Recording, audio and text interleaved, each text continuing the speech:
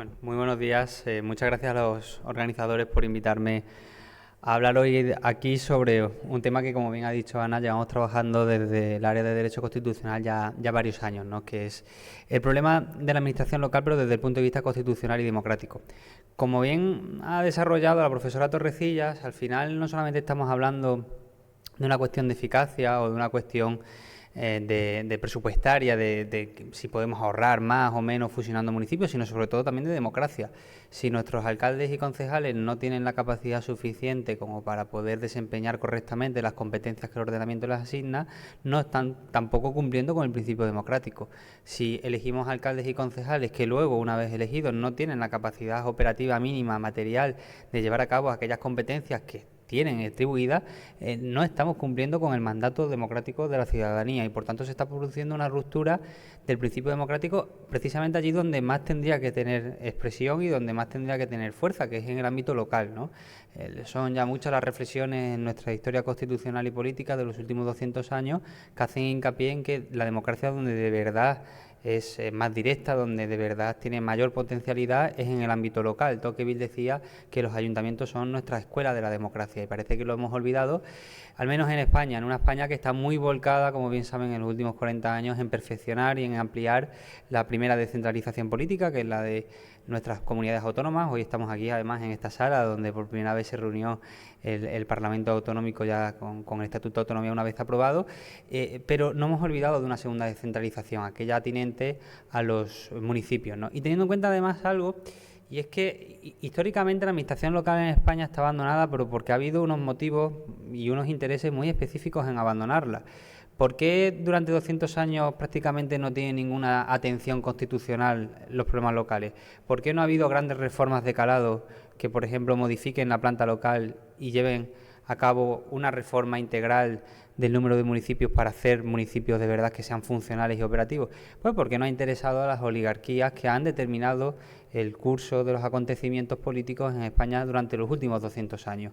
Recordemos que el Estado liberal constitucional se crea en torno a las oligarquías salidas de las desamortizaciones. Son oligarquías terratenientes la mayor parte de ellas que no quieren que los municipios tengan de verdad autonomía y que no quieren que los municipios sean de verdad democráticos y que puedan operar en el territorio, porque entonces podrían estar digamos, atacando sus intereses en ese mismo territorio, intereses fundamentalmente económicos. Oligarquías económicas que luego también son oligarquías políticas, ¿no? En la España de la Restauración, como saben, del turnismo, pues ninguna iniciativa de reforma de la planta local y de la administración local triunfó porque las oligarquías políticas se habían incrustado a través del caciquismo en la administración local y además en administraciones intermedias, y entonces no querían que los municipios fueran de verdad entes eficaces y democráticos. Porque además, y esto en teoría política nosotros lo vemos constantemente, la autonomía está reñida con el autoritarismo. Entonces, si tenemos un sistema proclive al autoritarismo o a la concentración de poder, también el poder económico, ese sistema no va a querer que los municipios tengan autonomía, porque entonces tienen un ámbito que no controlan, tienen un ámbito de disposición que no controlan, ¿no? Y los últimos 200 años de España, lamentablemente, la mayor parte de nuestra historia sigue siendo autoritaria. La democracia es una excepción y por eso también es una excepción el que no se haya replanteado la administración local y el que no se hayan replanteado los niveles de autogobierno más allá del esfuerzo ímprobo, y yo creo no solamente necesario sino sobre todo virtuoso y que creo que es alabable, de la primera gran descentralización política que lleva a cabo la Constitución del 78 de manera eficaz en el tiempo y constante y más allá de breves experiencias, no que era lo que habíamos tenido hasta ese momento. Entonces, este es el motivo, digamos, que subyace a la falta de reformas integrales de lo local en España.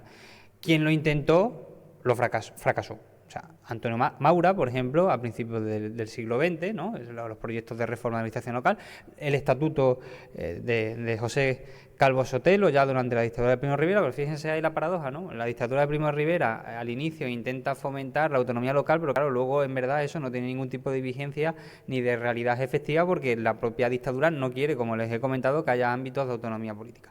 Entonces, actualmente yo creo que no hay tantos intereses económicos, oligárquicos en frenar cualquier iniciativa de reforma de la planta local, sino que hay un vacío de voluntad política y luego porque estamos instalados en el cortoplacismo de la política que incorpora la democracia tal y como la hemos venido entendiendo, quizá de manera equivocada también en las últimas décadas. Este cortoplacismo impide que se puedan poner focos de mirada larga en las políticas públicas y que no se lleven a cabo reformas estructurales de verdad sobre aquellas cuestiones que están lastrando nuestras capacidades como país, nuestras capacidades como Estado y como nación. Ayer yo comparecí aquí en la Asamblea de Extremadura para hablar de financiación autonómica. Tenemos un sistema de financiación autonómica donde hay un consenso más o menos generalizado de que no funciona, pero no se modifica, ¿no? Pues lo mismo pasa un poco con la administración local, quizás todavía mucho más agravado. Sí que hay un consenso académico, doctrinal e incluso me atrevería a decir, atendiendo a los programas de los partidos políticos, casi políticos, en torno a que hay que reformar sí o sí la administración local, pero no se lleva a cabo. Ya digo, yo creo que las causas principales son esas dos, ¿no? Estamos instalados en la inercia, estamos instalados un poco en el inmovilismo y, en segundo lugar, el cortoplacismo que incorpora esta concepción un tanto restrictiva de lo democrático que se ha instalado en los últimos tiempos en España y, bueno, en general en la esfera occidental. Yo creo que precisamente seminarios como este lo que nos ayudan es a intentar poner esos focos largos, esa mirada larga, que supere el cortoplacismo político, ¿no? Y aquí me gustaría hacer referencia brevemente, bueno, pues a posturas, digamos, muy personales y subjetivas, derivadas del estudio que llevo llevando a cabo ya hace muchos años sobre la administración local, y quería proponer, quizás también a modo un poco para soliviantar a quienes estamos hoy aquí y que podamos producir el debate, quería proponer dos propuestas de reforma concreta que pueden ser un poco rupturistas o que a veces, bueno, pues tienen el marchamo de que son muy subjetivas mías, ¿no? La primera es en torno a la planta local. Como bien ha dicho la profesora Torrecillas, tenemos un problema de ultrafragmentación de la planta local con 8.132 municipios, un número muy elevado para la población de España, un número muy elevado en términos comparados, solamente superado por Francia, donde tienen un problema similar, y nunca se ha querido reducir este número de municipios, todo lo contrario, sino que en los últimos años no paramos de aumentarlo.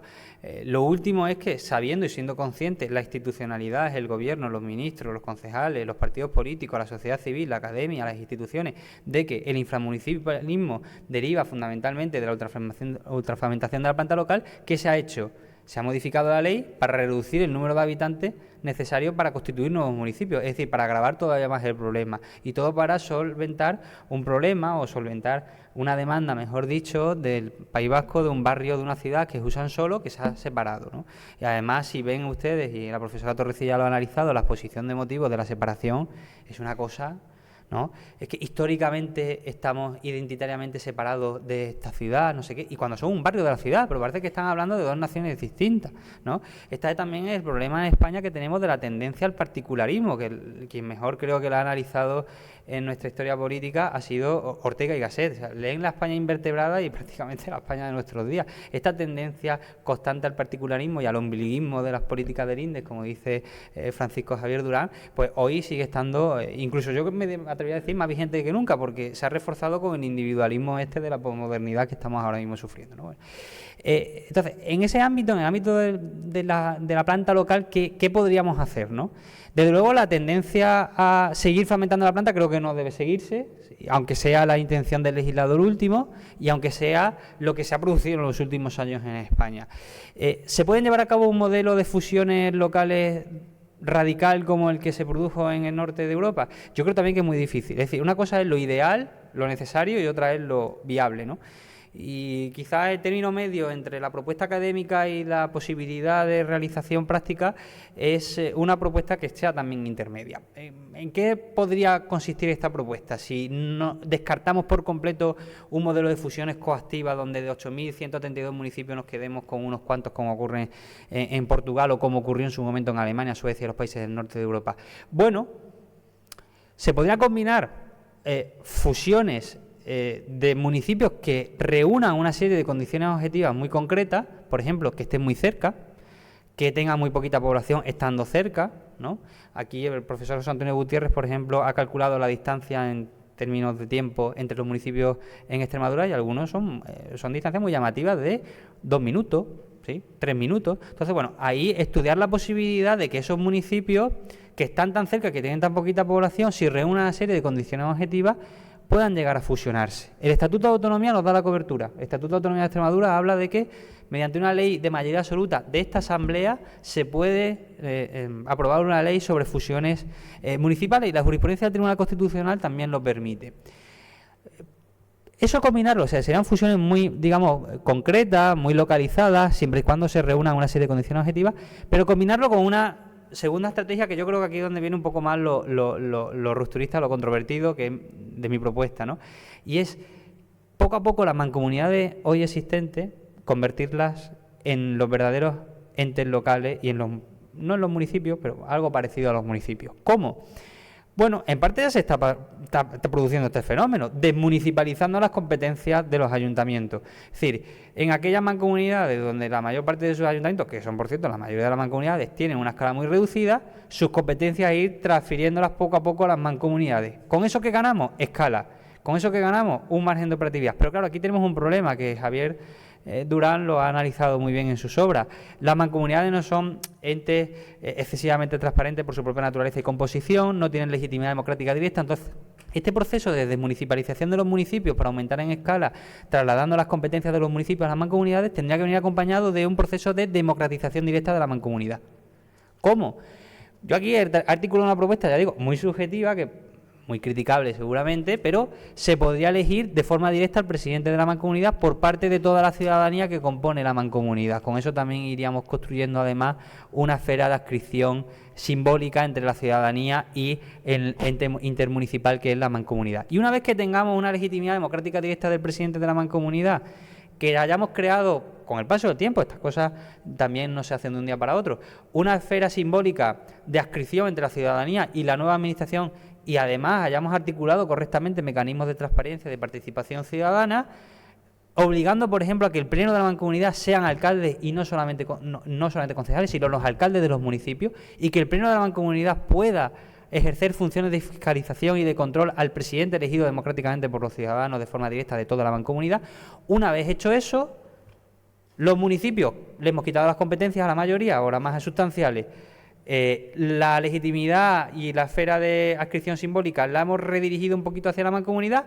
Los municipios van a seguir existiendo, los ayuntamientos van a seguir existiendo, los alcaldes se van a llamar siguiendo alcaldes, van a seguir teniendo unas competencias propias, no las más relevantes quizás, y el grueso de las competencias sustanciales y del presupuesto se ha elevado de escala, y al elevarse de escala, pues hemos hecho una especie de fusión por la puerta de atrás sin que la gente se entere, ¿no? Esta es una propuesta, ya digo, yo la he planteado por escrito, un tanto radical. Yo sé que efectivamente será criticable y que posiblemente sea poco viable, pero precisamente para eso nos pagan a nosotros en la universidad, para hacer propuestas a veces un tanto quijotescas y cervantinas.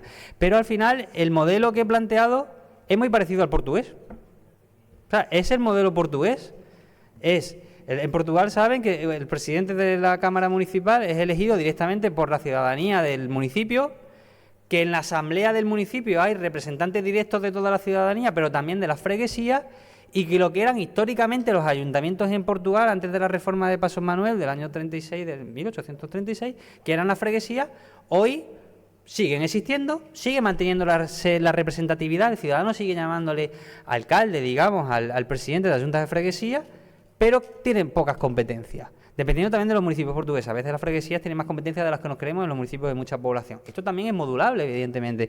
En aquellos municipios españoles donde tengan mucha población y donde se produzca este fenómeno de desmunicipalización a favor de la mancomunidad y democratización de la mancomunidad, podemos tener un régimen flexible donde los municipios sigan teniendo muchas competencias, que es lo que ocurre en Portugal. No son las mismas las competencias de las freguesías de Lisboa, que componen Lisboa, que las de Castelo de Vido o Marbao, ¿no? Entonces, esta será mi primera propuesta en torno a la planta. Ya con esto voy finalizando. La segunda es que, aunque solucionemos el problema de escala manteniendo la representatividad, es decir, del modelo del norte de Europa adoptamos la problemática de la escala y aumentamos la escala y por tanto la eficiencia y la operatividad, y del modelo del sur mantenemos la representatividad de los ciudadanos, que siguen llamando alcalde a su alcalde y que siguen llamando al ayuntamiento a su ayuntamiento y siguen dirigiéndose y quejándose ante el alcalde, y aquí hay alcaldes hoy en Nazares, saben de lo que estoy hablando. Si conseguimos eso, pero no reformamos la financiación local, poco podemos hacer. Entonces, el modelo de financiación local es otro de los sistemas de financiación o de los sistemas mínimamente articulados jurídicamente que están precisados de una urgentísima reforma, pero que no se aborda. Estamos hablando últimamente mucho de financiación autonómica, que si el concierto de Cataluña, etc., y nadie habla de financiación local, cuando tenemos un problema muy grave de financiación local, que además es un problema que agrava la despoblación.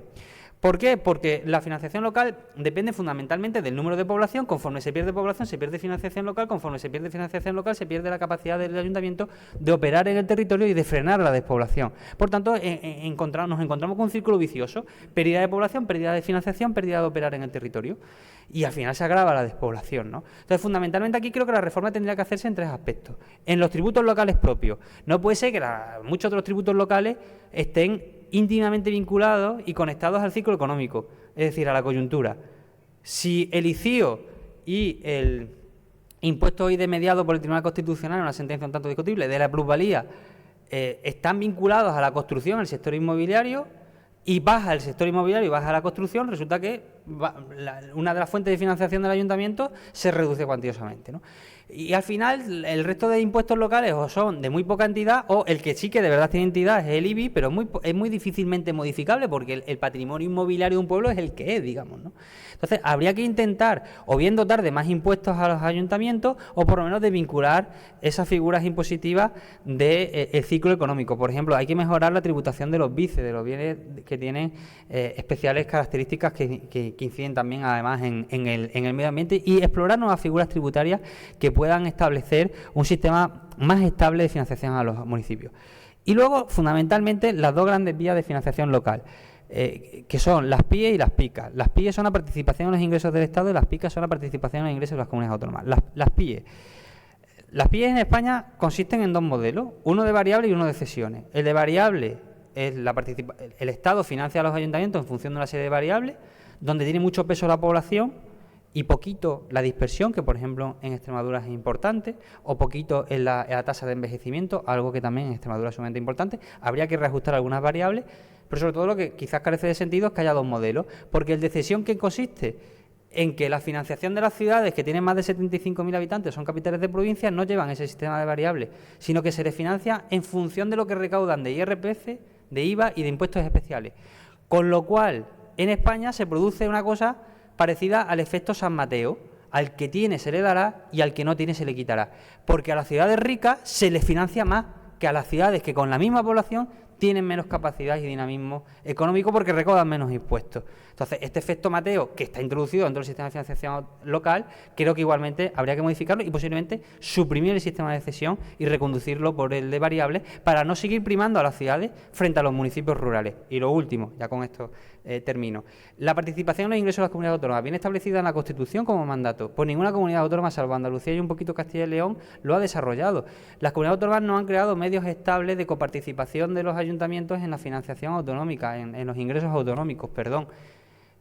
Entonces, claro, al no haber una mínima estabilidad en la financiación local por parte de las comunidades autónomas, se ha tirado de fondos que son muchas veces condicionados y que, aun no siendo condicionados, como en parte es el caso de Extremadura, el problema está en que dependen de la decisión autonómica del momento política cada 4 años de con qué recursos se los dota. Mientras que la participación, que es lo que establece la Constitución, establece un cauce estable y automático de participación en los ingresos de las comunidades autónomas, lo cual dota de estabilidad a la financiación local y, por tanto, también dota de estabilidad a nuestros ayuntamientos de cara a esas capacidades operativas que tienen, no solamente de desempeñar sus competencias, sino también de afrontar los retos del presente y del futuro inmediato, sobre todo en nuestra región, el demográfico. Muchas gracias y perdona si me he sobrepasado algo. Nada, muy interesante todo, Gabriel. Es un peligro siempre invitar a Gabriel a un acto porque su conocimiento es inmenso, pero lo explica muy bien.